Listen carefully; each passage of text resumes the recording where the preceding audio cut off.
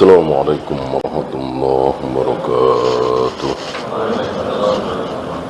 Innal hamdalillah nahmaduhu wa nasta'inuhu wa nastaghfiruh wa na'udzu billahi min shururi anfusina wa min sayyiati a'malina. May yahdihillahu fala mudilla lahu ومن يضلل فلا هادي له.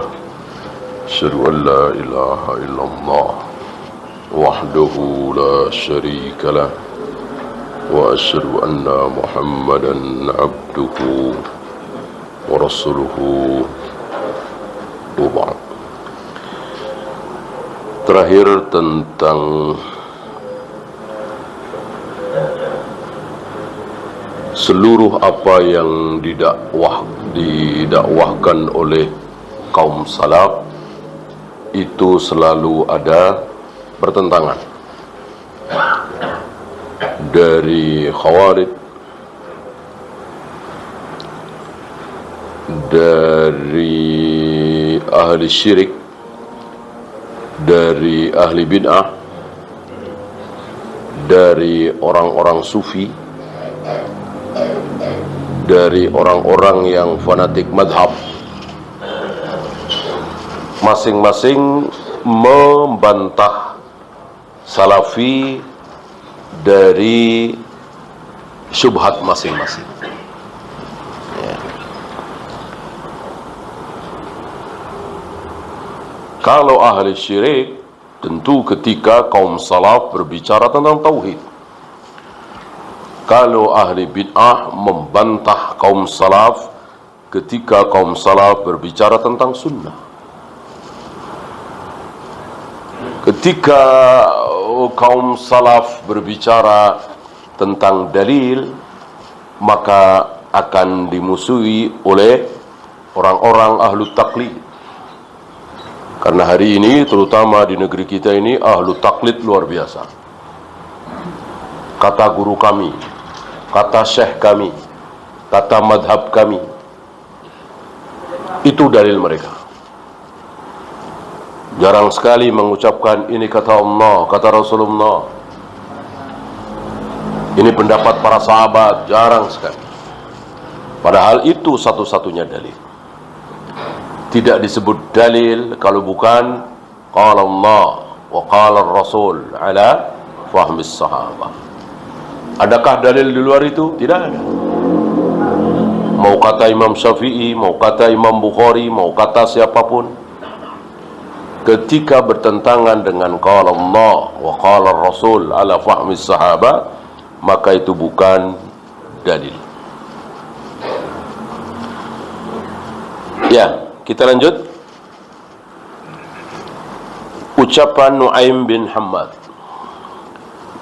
Beliau mengatakan, dan saya kira ini harus jadi kaidah, karena kaidah adalah sesuatu yang sangat penting, yang dari sesuatu itu belasan, puluhan, bahkan ratusan pertanyaan bisa terjawab.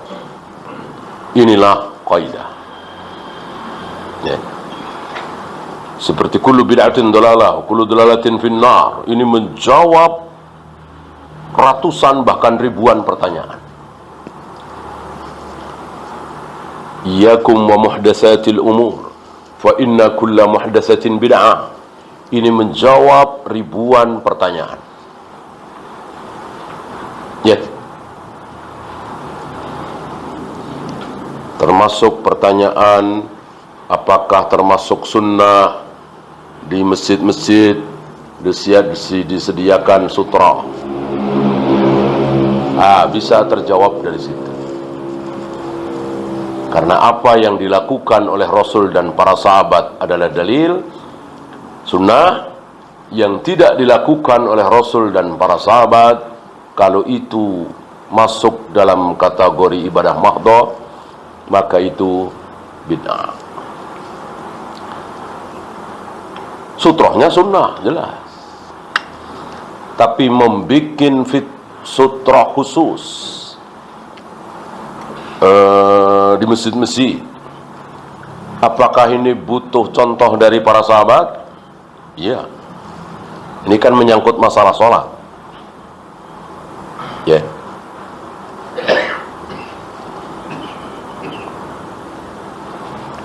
Ini tidak boleh disamakan dengan karpet.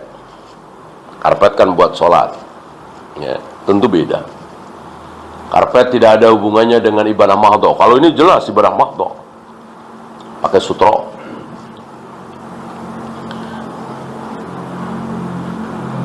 Nah, itulah kaidah. Jadi menjawab ratusan ribuan pertanyaan. Padahal kaidah itu kan panjang-panjang apa pendek-pendek? Nah, pendek-pendek. Hukum asal ibadah adalah haram. Hukum asal dunia adalah halal. Yang pendek-pendek kan? Perintah yang jatuh setelah larangan, maka perintah itu menjadi tidak wajib. Pendek-pendek. Tapi menjawab ribuan pertanyaan. Itulah kaidah. Ah, termasuk apa yang diucapkan oleh Nu'aim bin Hamad. Saya bacakan. Man syabbaha Allah bi syai'in min khalqihi. Barang siapa yang menyerupakan Allah dengan sesuatu dari makhluknya. Wajah Allah mirip-mirip wajah fulan misalnya. Turunnya Allah sama dengan turunnya Anu misalnya. Tangan Allah sama dengan tangan kita misalnya. Faqad kafara, maka dia telah kafir. Gimana tidak kafir? Berarti menolak ayat laisa kamitslihi syai' wa lam yakul lahu kufuwan ahad. Ditolak oleh dia. Kalau dia mengatakan wajah Allah mirip wajah kita, tangan Allah sama dengan tangan Anu, turunnya Allah mirip-mirip dengan turunnya si fulan, dan seterusnya, berarti menolak minimal 2 ayat tadi. Kafir? Kafir lah. Menolak ayat kok enggak kafir? Ya. Nah, tentu untuk mentakyin seseorang hati-hati. Kita hanya mengatakan barang siapa yang menyerupakan Allah dengan makhluknya kafir. Udah segitu. Jangan diteruskan. Contohnya si A, si B, si C, enggak boleh. Ya. Si fulan kemarin ceramah mengatakan tangan Allah mirip dengan tangan manusia. Nah, lalu kita katakan si fulan yang kemarin ceramah di masjid Anu itu telah kafir. Bolehkah? Tidak boleh. Untuk orang per orang kita serahkan kepada Allah. Kan kita tidak tahu apa sudah datang hujah kepada dia apa belum. Apakah dia mengucapkan itu dengan betul-betul keyakinannya. Kan banyak orang, apalagi yang masyhur di tahun 2000-an, 2 sampai 2005 itu, yang mengucapkan kata-kata aneh.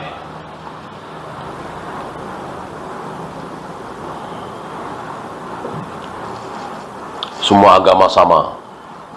Semua agama bisa masuk surga. Ternyata setelah ditelusuri, ini jelas ucapan kufur kan? Jelas, sangat jelas. Setelah ditelusuri, oh itu rupanya. Ya. Jadi setiap kali dia atau mereka ini, ya Islam liberal lah, mengucapkan kalimat-kalimat yang aneh, yang menyenangkan orang-orang kafir, nah, itu ternyata langsung cair gitu. Dari Asia Foundation insya Allah antum tahulah ya, dia sendiri yang ngomong gitu, langsung. Berarti dia mengatakan semua agama sama, itu bukan dari hatinya, tapi karena pengen cair itu. Kafirkah? Belum. Dosa yang sangat besar sekali. Tapi belum kafir. Karena Yaitu tadi, kafir kalau dia betul-betul meyakini bahwa semua agama adalah sama, betul-betul sama, dan dia yakin betul. Nah, itu kafir. Karena yang menjadikan seseorang itu muslim apa kafir, beriman atau tidak, akhirnya kekal di neraka atau tidak, itu hatinya. Ya. Oleh karena itu orang yang membaca syahadat fasih, tapi hatinya nggak ikut-ikutan. Seperti siapa? Abdullah bin Ubay bin Salul. Fasih baca syahadat, orang Arab. Tahu maknanya, tentu. Tapi hatinya nggak ikut bersyahadat. Hatinya mengingkari ucapannya. Maka Abdullah bin Ubay bin Salul kekal di neraka selama-lamanya. Dan dinyatakan, bahkan Nabi mau menyolati, turun ayat melarang. Berdiri di atas kuburnya saja dilarang. Mendoakan dia dilarang. Artinya sudah jelas dia kekal di neraka. Padahal sholat bareng Nabi, ikut jihad, walaupun banyak ulah ketika jihad itu, baca syahadat fasih, karena hatinya tidak ikut. Nah, ini mafhum mukhalafahnya sebaliknya. Ketika ucapannya itu di mulutnya itu kafir, semua agama sama, jilbab tidak wajib, babi halal, sholat tidak wajib, pergi haji, buang-buang duit, nggak usah. Ini semua ucapan kafir, tapi hatinya nggak ikut, maka belum. Dosa jelas, dosa yang sangat besar, lebih besar dari zina, khamr, judi, karena kan merusak, sesat dan menyesatkan. Tapi yaitu tadi, karena hatinya nggak ikut, maka belum kafir.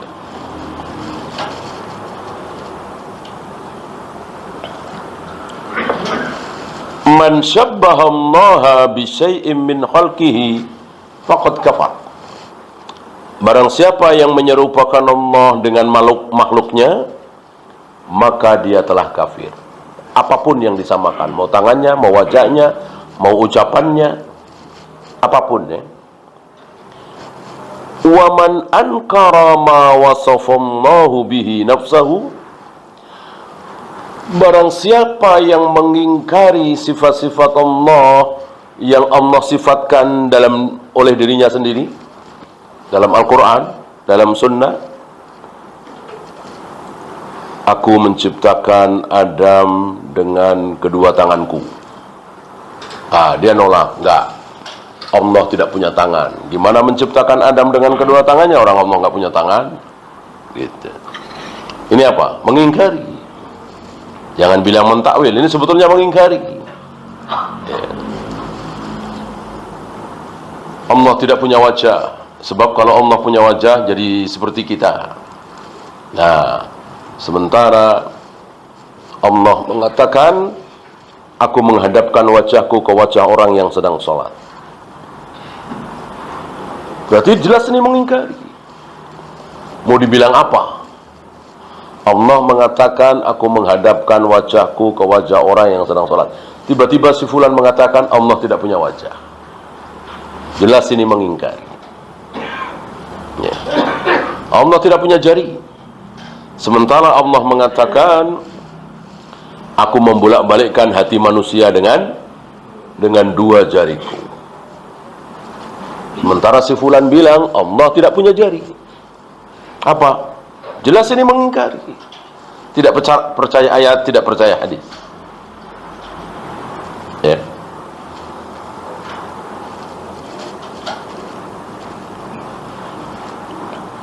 Maka faqad kafara. Maka dia sama kafir. Menyamakan kafir, menolak kafir. Gitu. Yang enggak kafir apa? Falaisa fima wasafallahu bihi nafsahu aw rasuluhu tashbih. Maka ketika mensifati Allah dengan sifat yang Allah tentukan pada dirinya oleh Rasulnya, maka itu bukan tasbih. Tertolak tuduhan Asy'ariyah, Maturidiyah, Jahmiyah, Jabariyah terhadap kaum salaf. Mereka menuduh kaum salaf tasbih, menyerupakan. Masa Allah punya tangan sama dengan kita? Masa Allah punya wajah sama dengan kita? Masa Allah bersemayam di atas arsy sama dengan kita? Itu tuduhan mereka. Jauh-jauh hari, ini kan sebelum Bukhari ya, Nu'aim bin Hamad sudah ditangkal oleh beliau nih, karena memang keadaannya seperti itu. Pertanyaan-pertanyaan mendatang sekarang ini sebetulnya sudah terjawab di zaman Nabi, di zaman sahabat, ya. Walaupun belum ada di zaman Rasul, di zaman sahabat. Di zaman Rasul, di zaman sahabat sudah ada asuransi? Belum ada. Tapi sudah terjawab kalau itu haram. Di zaman Rasul, di zaman sahabat kan sudah ada istilah goror apa belum? Sudah. Maisir, sudah. Riba, sudah. Tiga-tiganya ada di asuransi. Ya, ya cuma namanya baru aja asuransi. Di dalamnya bukan sesuatu yang baru. Di dalam asuransi itu keharamannya bukan sesuatu yang baru.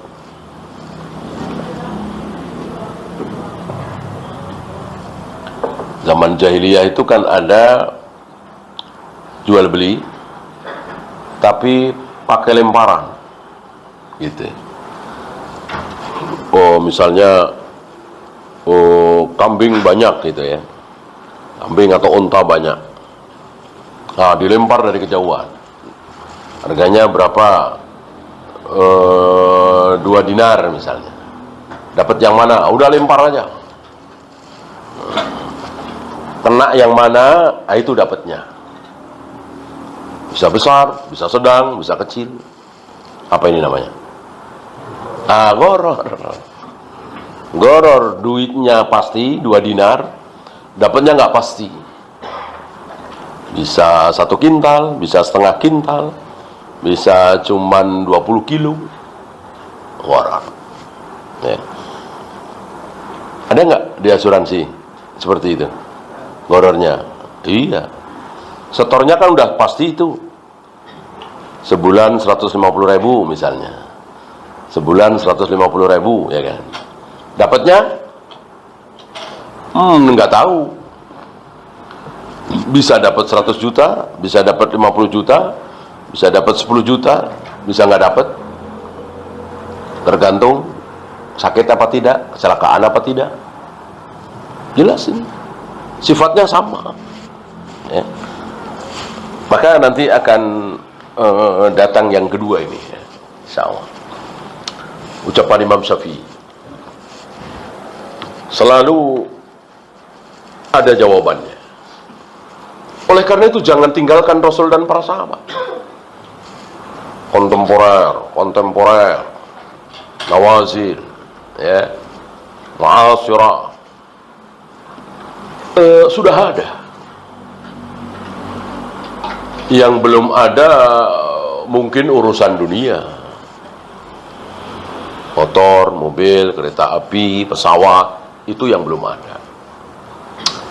Adapun jawaban dari pertanyaan-pertanyaan ini boleh apa tidak, ini halal apa haram, insya Allah ada. Maka jangan buru-buru, jangan buru-buru ijtihad. Para ulama beristihad itu sangat-sangat hati-hati. Jadi cari dulu mana kasus para sahabat, mana contoh para sahabat, mana sabda Nabi dalam hal ini, cari dulu.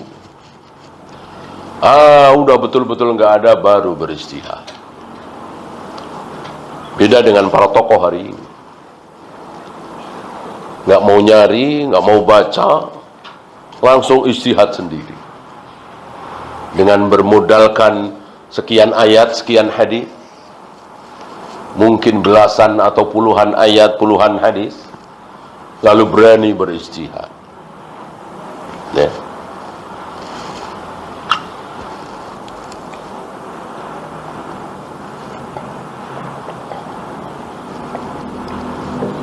Bahkan sebagian ulama mengkiaskan ijtihad dengan apa? Pernah dengar?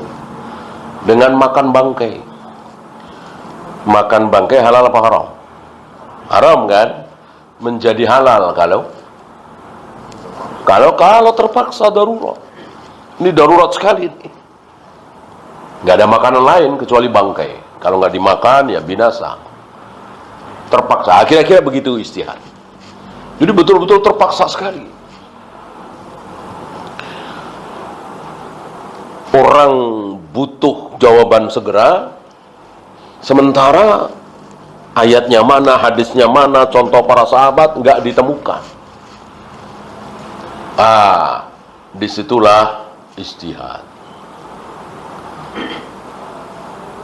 Dan ijtihad ini bisa benar, bisa salah.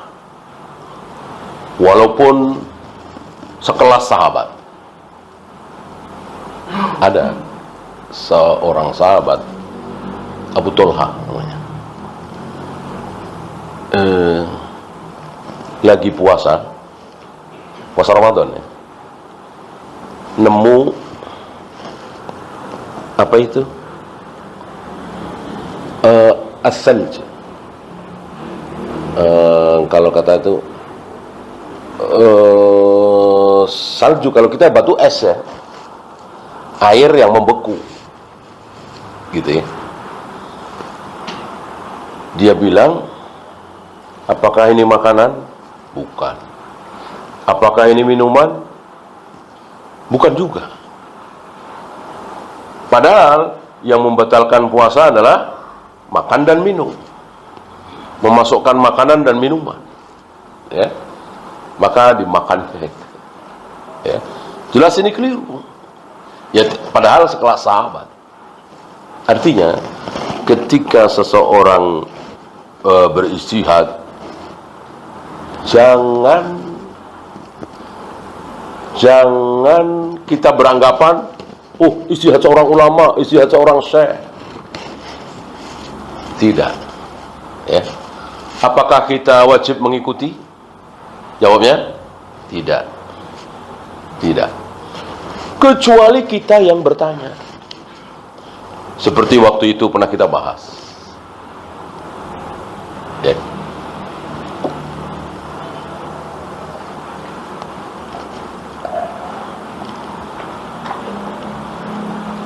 Dia selama ini kerja di bank, taruhlah ya. Dia sering dengar bank haram gini gitu. Dia ragu. Tapi ya ragu, belum yakin kalau itu haram. Dia minta fatwa. Tentu minta fatwa nggak mungkin sama temannya, nggak mungkin sama tetangganya. Tentu yang dia sikoh. Karena minta fatwa itu harus seperti itu. Cari dulu yang kita sikoh siapa nih. Misalnya dia sikoh dengan MUI misalnya. Ya sudah tanya. Apa hukum bank itu? Ketika MUI menjawab haram, maka wajib dia keluar, wajib dia sikoh. Itu. Karena dia memang minta. Karena dia sedang minta fatwa. Bolehkah dia pindah ke ulama lain? Jawabannya kurang bijaksana nih. Jawabannya kurang asyik nih. Cari ulama lain. Jawabannya haram lagi. Cari lagi. Jawabannya haram lagi. Cari lagi, ada yang jawab halal. Boleh kerja di bank. Ini aja dah. Boleh begitu? Tentu tidak boleh. Itu bukan cari fatwa, cari pembenaran. Gitu ya.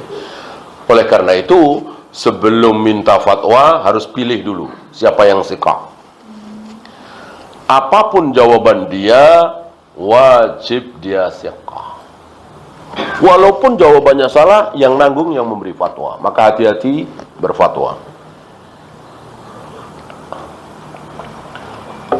Taruhlah misalnya MUI itu menjawab halal, boleh, tidak haram, kerja di bank. Ya udah, dia meneruskan kerja di bank. Maka yang menanggung adalah si MUI.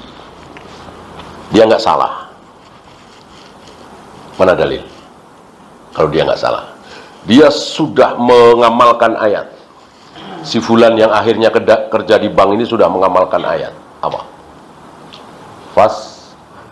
Fas'alu ahla dzikri in kuntum la ta'lamun.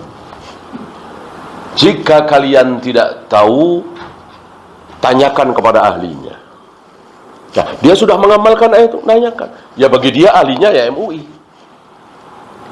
Ya dia nggak kenal Ustadz Salaf, Ustadz ini. Dia taunya ulama itu ya MUI. Tentu jangan disalahkan dia. Seandainya dia kenal dengan Ustadz Salaf, seandainya dia tahu siapa Syekh bin Baz, Utsaimin, ya akan bertanya. Dia nggak tahu, gitu ya. Nah, ini salah satu rukhsah bagi orang awam. Ini salah satu rukhsah bagi orang yang tidak berilmu. Jangan kemudian ijtihad sendiri, justru malah salah. Walaupun akhirnya benar. Ya.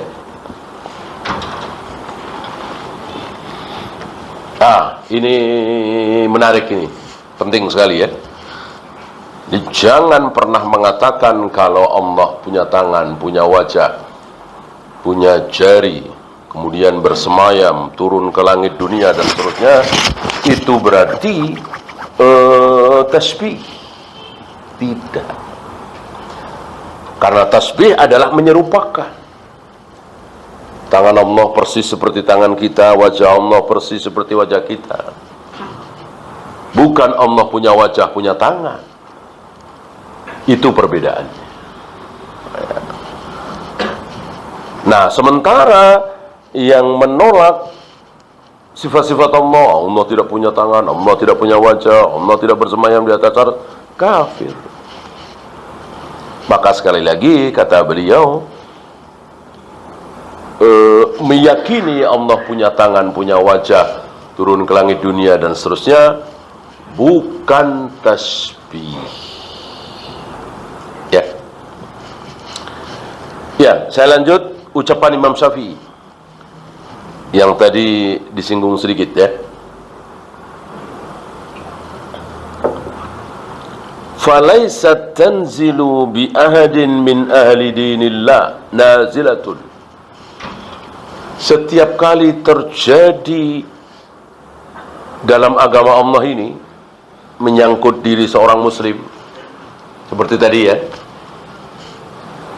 ketemu gharar, ketemu riba, ketemu maisir, ketemu asuransi, ketemu riba, bahkan ada lagi. Insya Allah nanti akan ada yang baru lagi. Itu sekedar istilah saja. Mungkin antum pernah dengar begini ya, Pak, saya punya perusahaan. Perusahaan saya ini waktu itu dia sedang butuh modal 5 miliar misalnya. Pak, saya punya perusahaan. Perusahaan saya ini nilainya 10 miliar. Dihitung-hitung benar ya, kira-kira nilainya 10 miliar. Nah, saya akan jual perusahaan saya ke Bapak separuhnya, berarti 5 miliar. Emang tujuan dia begitu, butuh dana segar 5 miliar. Nah, saya mau jual separuhnya. Ya. Ini dalam rangka tadi ya. Sebab kalau dia datang ke bank pinjam 5 miliar, tentu disanggupi. Jaminannya kan jelas perusahaan, bank tahu kan. Cuman kan riba. Nanti bayarnya nggak mungkin 5 miliar. Bagi hasil nggak mau. Kita tahu sendiri, bank kan nggak mau bagi hasil. Maunya bank kan yang pasti-pasti aja. Mengeluarkan 5 miliar, nanti per bulan dapat berapa, total jadi 6 miliar. Kan begitu. Dalam waktu mungkin 2 tahun.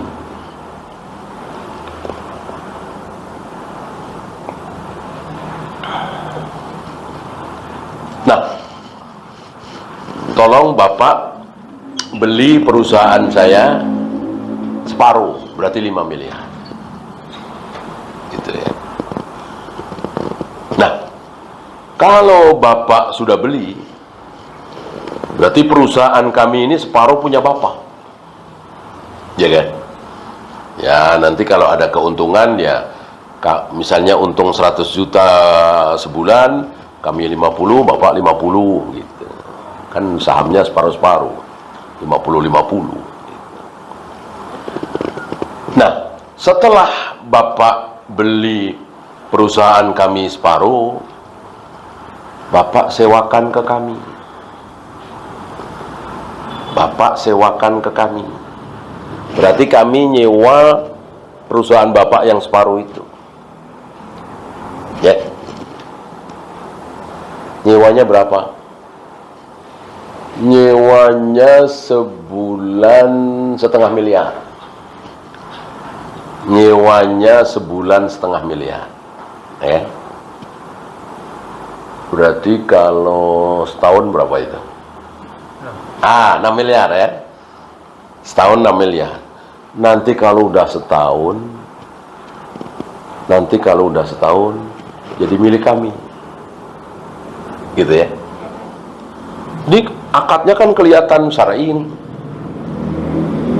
Ya, jual beli separuh perusahaan boleh apa tidak? Ya boleh kan. Emang boleh. Nah, kalau ini udah yang punya, ini disewakan, boleh juga kan. Masa nggak boleh orang disewakan? Ya, salahnya di mana? Gitu. Nah, disewakan itu selama 1 tahun. Gitu. Kalau sudah 1 tahun, ya kembali ke kami lagi. Berarti dalam setahun itu Bapak untung berapa? 1 miliar kan? Dari 5 miliar menjadi 6 miliar. Ya kan? Sementara kalau dia pinjam ke bank, pinjam 5 miliar, kembali berapa tadi? 6 miliar. Ya setahun kayak 1,5 tahun. Ya. Jadi sebetulnya sama apa beda itu? Ya sama aja. Apa bedanya? Sama persis. Cuma diputer-puter. Ya. Itu kelihatannya, oh ini baru nih. Enggak ada yang baru. Ya. Dari sini insya Allah akan terjawab dengan kaidah. Dengan memahami kaidah, oh begitu. Ya. Kita yang tanpa kaidah mungkin meraba-raba ya. Dengan meraba-raba, sama aja, apa bedanya? Orang hasilnya sama persis, 5 miliar jadi 6 miliar. Hanya diputar-putar. Sekarang kan begitu. Apa istilahnya? Hilah. Hilah kan? Kelakuan siapa tuh hilah? Yahudi. Kelakuan Yahudi. Apa yang disabdakan oleh Nabi hari ini menjadi kenyataan. Sejengkal demi sejengkal, sehasta demi sehasta. Kalian akan mengikuti Yahudi dan Nasrani. Betul. Ini salah satu contohnya. Ya, diputar-putar.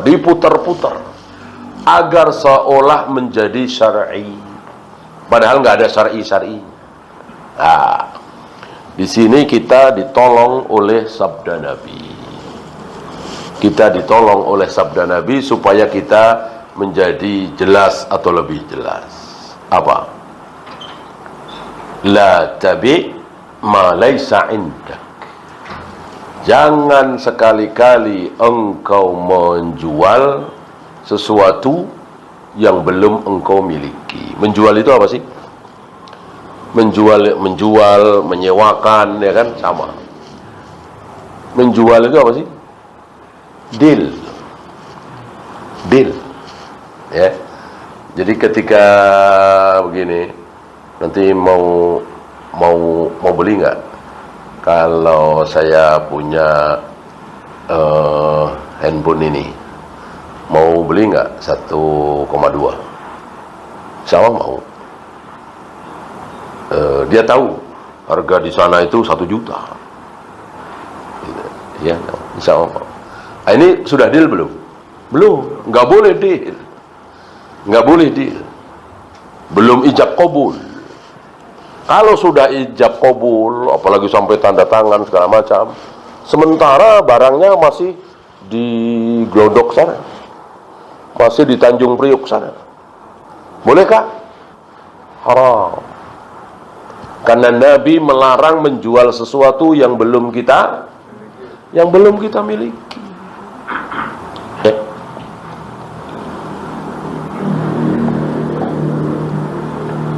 Kalau belum jadi malah boleh menjual sesuatu, deal, ijab kabul, harga 1 juta, padahal lemarinya belum jadi, kusennya belum jadi, pintunya belum jadi.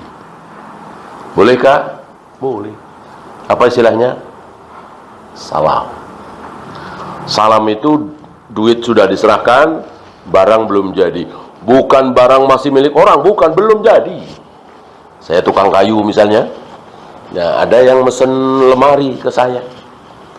Saya bilang 1 juta. Gitu. Duit udah diserahkan, lemari belum jadi. Harus sesuai ya. Panjang sekian, lebar sekian, warna anu. Bolehkah? Boleh.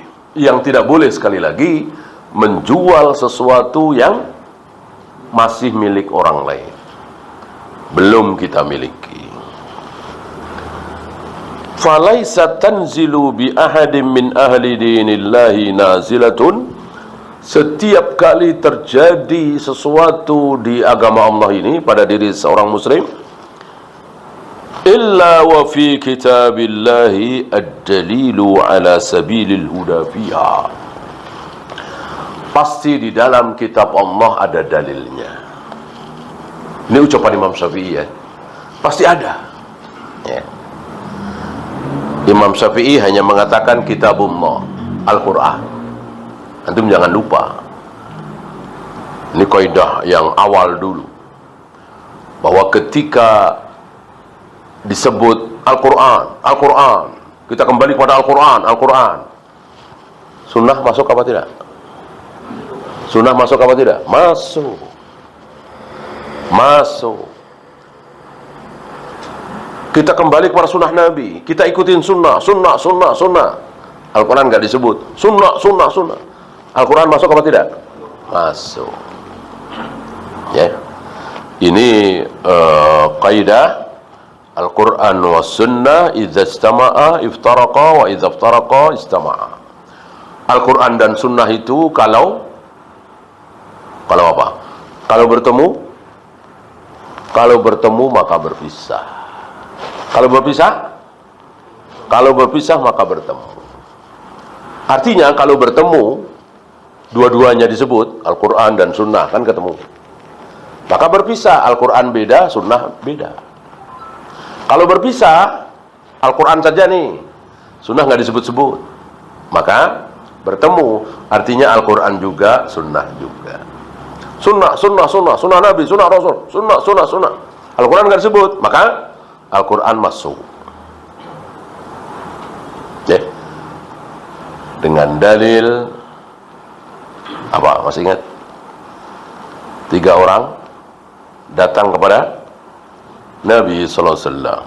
Siapa 3 orang ini? Suami, istri, dan bujangnya, pembantunya.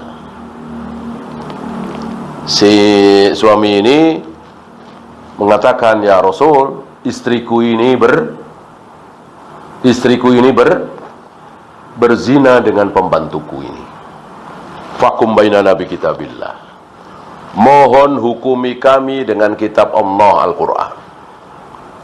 Rasul menjawab, "Ya, akan aku hukumi kalian dengan Al-Quran." Gak bawa-bawa sunnah. Yang bujang karena belum pernah menikah dicambuk 100 kali. Yang perempuan karena sudah menikah maka direjam. Pertanyaannya, adakah rejam dalam Al-Quran? Adakah perintah rajam dalam Al-Quran? Tidak ada. Tidak ada. Antum boleh cek dari Al-Fatihah, Al-Baqarah, Ali Imran, An-Nisa, Al-Ma'idah sampai Anas, gak ada perintah rajam. Tidak ada. Yang ada cambuk. Az-zaniyatu waz-zani fajlidu kulla wahidin minhuma mi'atal jaldah. Perempuan dan laki-laki yang berzina cambuklah 100 kali. Rajam gak ada. Rajam tidak ada ayat tentang rajam. Sudah tidak ada, dulunya ada ya. Nah, sementara Nabi mengatakan tadi apa? Akan aku hukumi kalian dengan Al-Quran. Sementara Al-Quran tidak ada perintah rajam. Dari sini keluar hukum bahwa ketika Allah, ketika Rasulullah mengatakan Al-Quran, Al-Quran, Al-Quran, maka sunnah masuk. Kan rejam ada di sunnah. Yaitu tadi kan sunnah. Paham ya? Maka ucapan Imam Syafi'i mengatakan bahwa apapun yang terjadi pada diri seorang muslim, kejadian ini, itu, ini, selalu ada jawabannya dalam Al-Quran. Al-Quran dan sunnah maksudnya. Maka jangan buru-buru. Wah, ini nggak ada nih, harus istihad nih. Jangan. Akan lebih baik mengatakan aku tidak tahu. Aku tidak tahu. Maka sekelas Imam Syafi'i, sekelas Imam Bukhari, sekelas Imam Malik, sekelas Anas bin Malik, ketika mengatakan aku tidak tahu, maka itu bukan hujah. Oh, beliau bilang nggak tahu, berarti nggak ada. Nggak boleh disimpulkan seperti itu. Ambil contoh siapa? Anas bin Malik. 10 tahun bayangin. Anas bin Malik itu 10 tahun apa? Melayani Nabi sallallahu alaihi wasallam. Tentukan ribuan hadis Nabi didengar oleh Anas bin Malik. Nah, Anas bin Malik mengatakan apa? Aku tidak tahu Rasul mengangkat tangannya berdoa, aku nggak tahu, kecuali ketika sholat istisqa gitu. Apakah disimpulkan di sini, berarti memang Rasul nggak pernah ngangkat tangan kalau berdoa kecuali istisqa, sholat minta hujan, ada khutbahnya. Betul kesimpulan itu? Berarti Rasul kalau berdoa nggak pernah angkat tangan? Anas bin Malik 10 tahun mengatakan aku nggak tahu. Rasul berdoa mengangkat tangan aku nggak tahu kecuali istisqa. Betul? Ternyata tidak betul. Ternyata Rasul mengangkat tangannya. Hanya Anas bin Malik nggak tahu. Kok nggak tahu? Ya itulah manusia. Maka jangan sekali-kali keluar dari mulut kita, nggak mungkin hadis ini nggak diketahui oleh Syekh Albani. Jangan. Nggak mungkin hadis ini nggak diketahui oleh Syekh bin Bas. Jangan. Nggak mungkin hadis ini nggak diketahui oleh Imam Malik, Imam Bukhari. Nggak boleh. Anas bin Malik 10 tahun bukan meriwayatkan lagi, di depan mata. Di depan mata. Dan Anas bin Malik sepeninggal Nabi kan masih terus menuntut ilmu kepada Abu Bakar, kepada Umar, sahabat-sahabat yang lebih tua tentunya. Tidak berhenti mencari ilmu ketika Rasul wafat. Karena tentu Abu Bakar tahu, Umar tahu, Anas bin Malik belum ketemu Nabi. Karena Anas bin Malik ketemu Nabi ketika hijrah. Berarti selama 13 tahun pertama belum ketemu Nabi, belum kenal, belum tahu. Gitu ya. Maka jangan pernah mengatakan nggak mungkin sekelas beliau nggak tahu hadis ini. Ya. Ternyata mungkin. Ya, contoh yang sering kita bahas. Aisyah ternyata belum tahu hadis tentang sutroh sholat. Ibnu Umar ternyata belum tahu tentang hadis perintah Nabi kepada Aisyah dan istri-istri Nabi untuk mandi junub tidak usah membuka gelungan rambutnya, cukup disiram 3 kali. Ibnu Umar nggak tahu. Bahkan Ibnu Mas'ud tidak tahu tentang bolehnya menikahi wanita ahlul kitab. Ali bin Abi Thalib dan Ibnu Abbas tidak tahu dan keliru tentang iddah wanita hamil sekaligus ditinggal mati oleh suaminya. Bahkan tidak tanggung-tanggung Abu Bakar dan Umar tidak tahu tentang sunnahnya haji tamattu. Maka apalagi ulama-ulama hari ini, ustadz-ustadz hari ini tidak mengetahui sebuah riwayat, sangat-sangat mungkin. Maka ucapan tidak tahu bukan menjadi hujjah. Ya, itu saja. Ada pertanyaan, silakan.